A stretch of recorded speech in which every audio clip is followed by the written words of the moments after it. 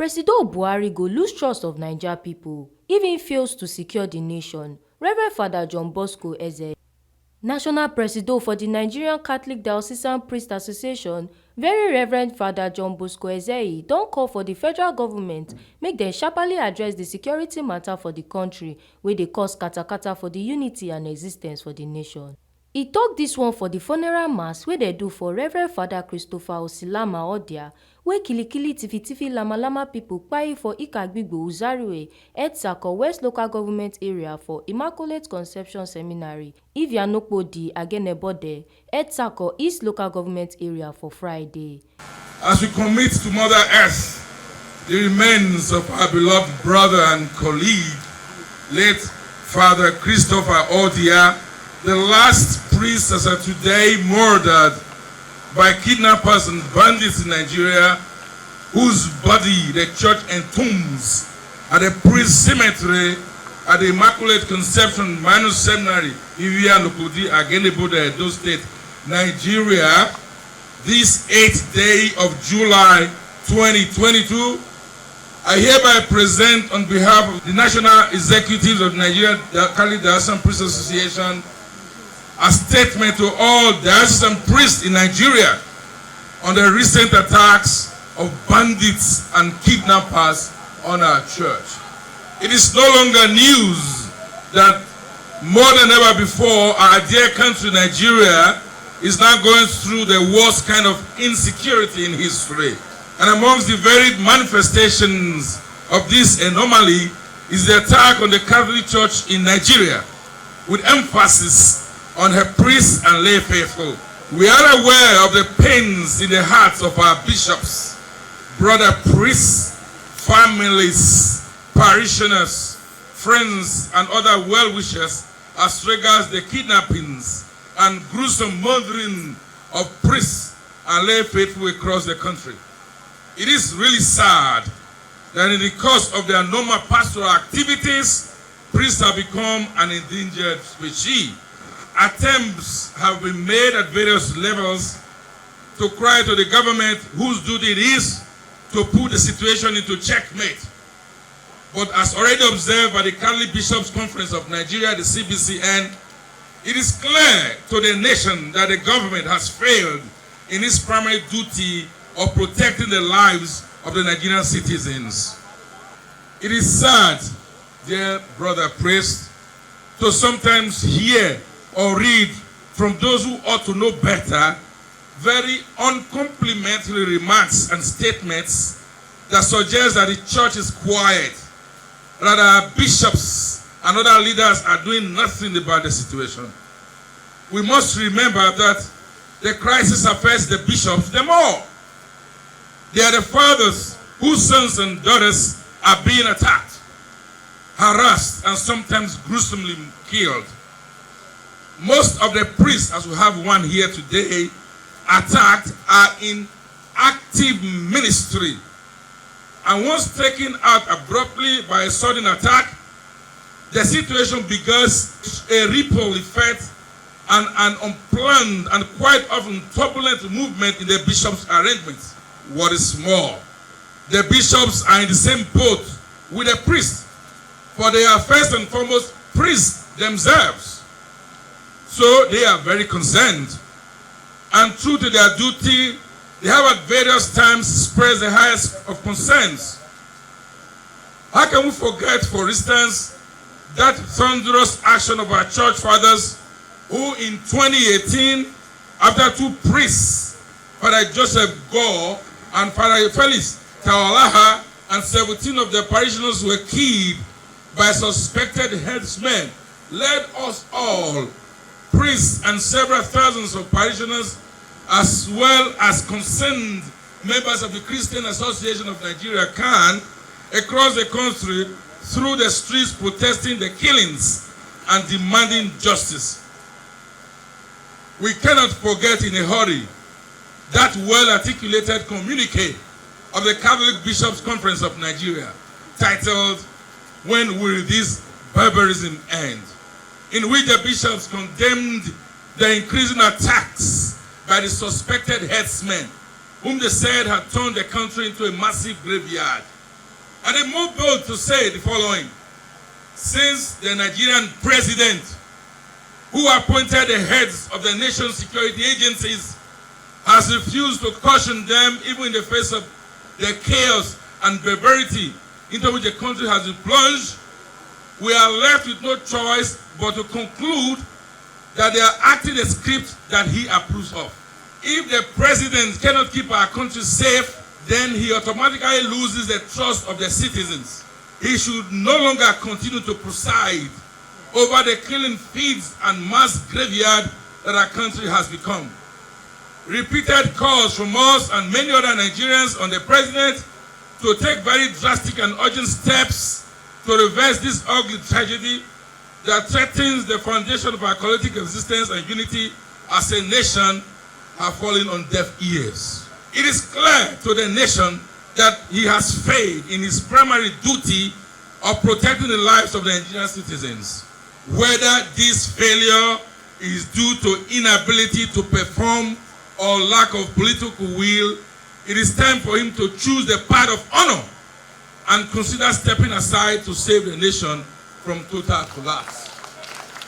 We observe in the bishop's statement that there are repeated calls and several others from other different people in the country on the president to take very drastic and urgent steps to reverse this ugly tragedy that threatens the foundation of our collective existence and unity as a nation has fallen on deaf ears. Yes, we say yes, they have indeed fallen on deaf ears. And the situation worsens by the day.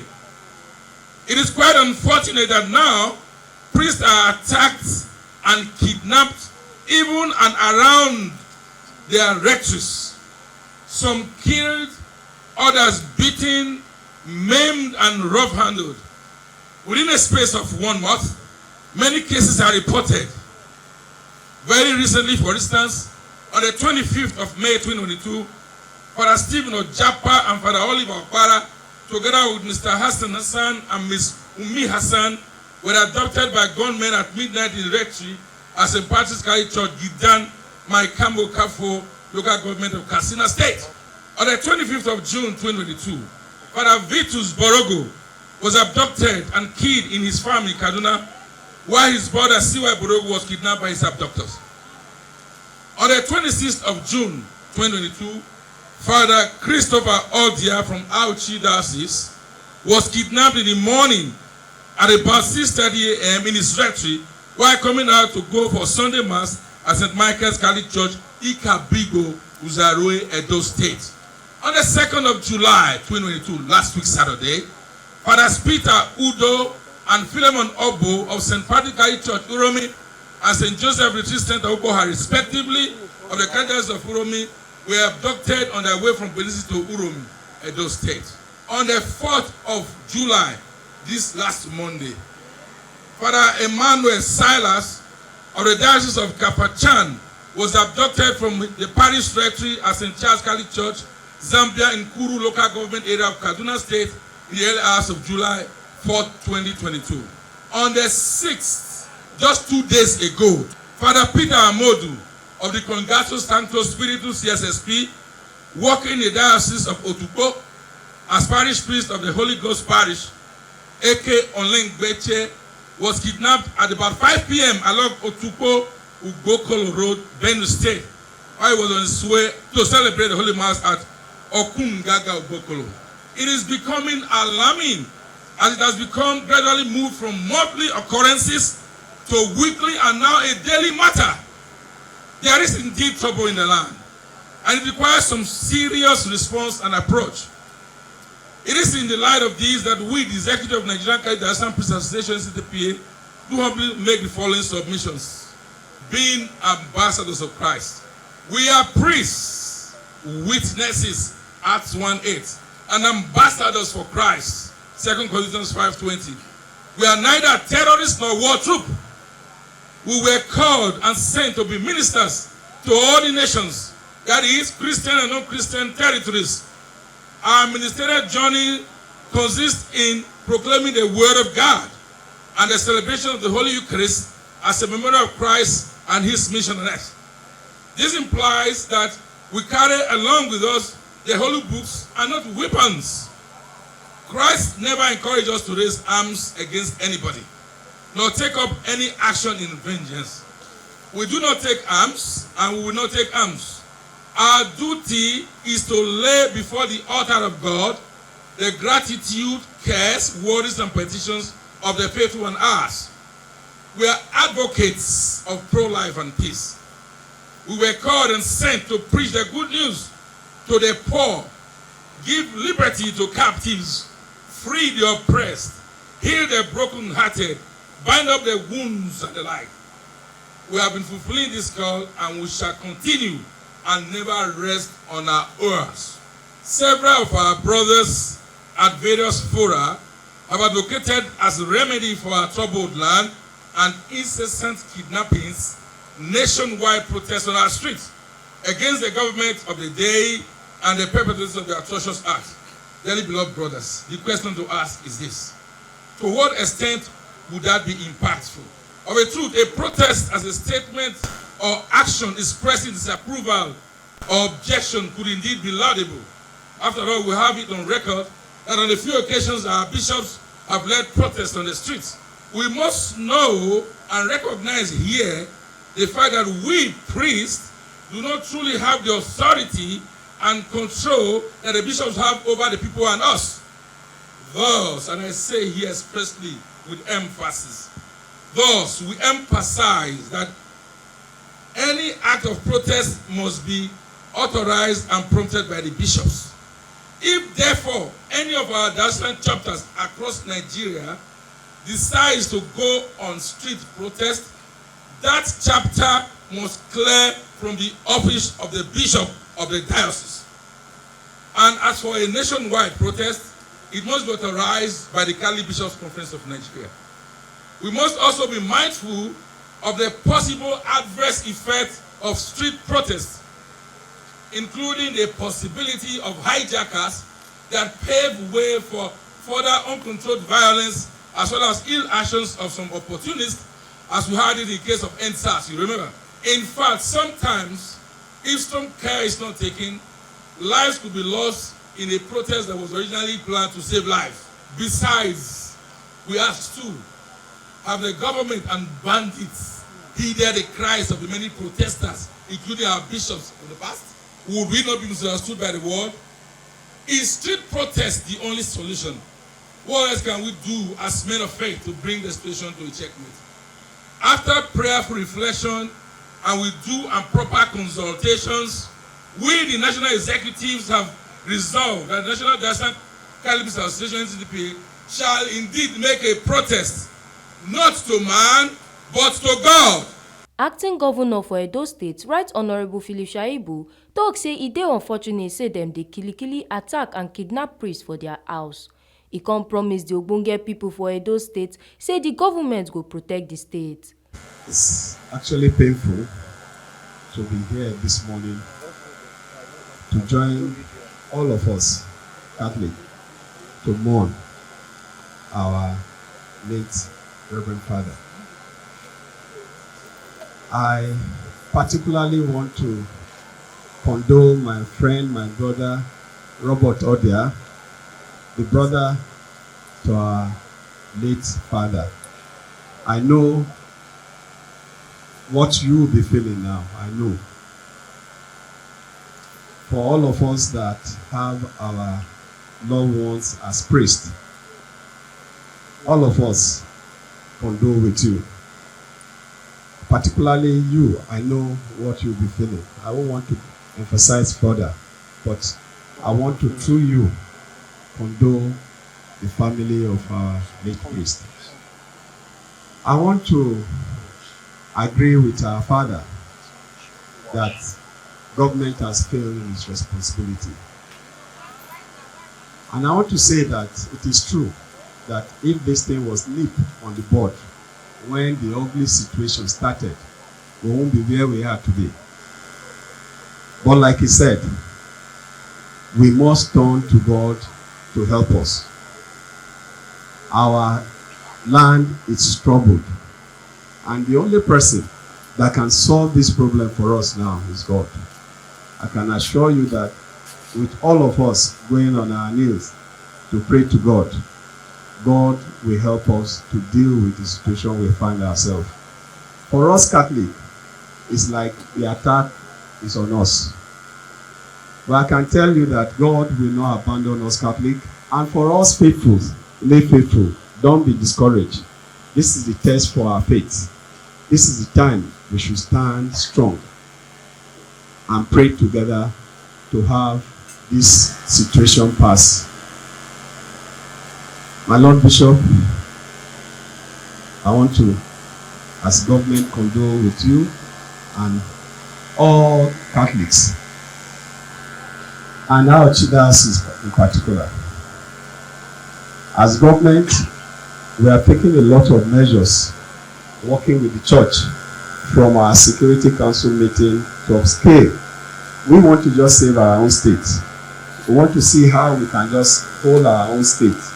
Because this thing is a major problem for the country, but we want to just see how we can just hold our state.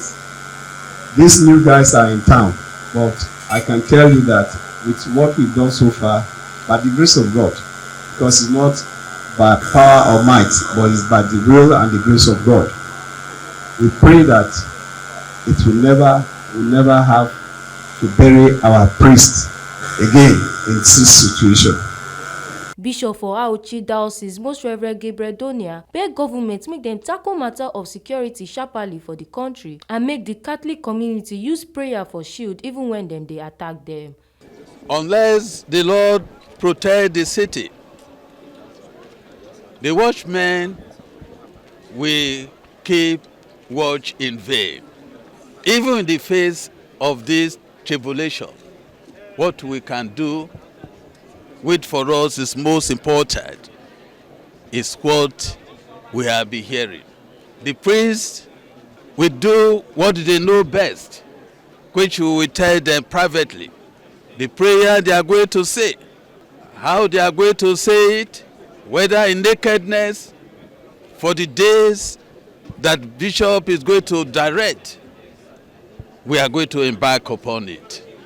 Because, as they say, nothing past God. And we also appeal to the government, both local, state, and federal, to do their work, because the Lord God has entrusted the leadership of our country, the security of our people in their hands. No matter how they come into position, we pray for them. We ask God to allow them to do the needful, what they are supposed to do, which is the security of life and property as a matter of priority. I try to avoid pushing the blame. This period is a period that all of us have to just put our heads together to find solution to the problems that beset our country. As a state government, we have decided to just take our own destiny in our own hands, not pushing the blame, because we know that in terms of security, we don't have that power. But the little one we have, we are having stakeholders to participate in securing lives and property in our state. We are involving the religious now. We are involving the vigilante is functional, and we are going to give them more equipment. So as a state, that is what we want to do. We want to just isolate ourselves and just hold our own state. So that first, as a Catholic, it's painful. And so it's painful that my own priests are being attacked all over the country. So it's something that is painful. My heart just is heavy.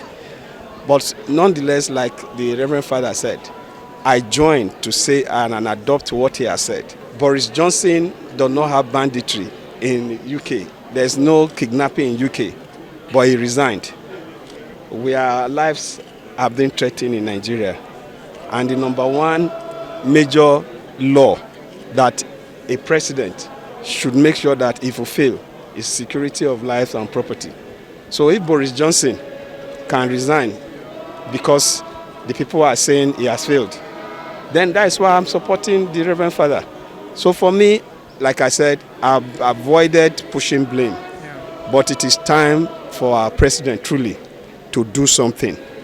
Remember say kilikili tifi lama people kpai the late Reverend Father Christopher Odia for Sunday 26 June for im house, Ikagbigbo Uzariwe, Etsako West Local Government Area. Oluwatobi Odeshola, TMC TV News.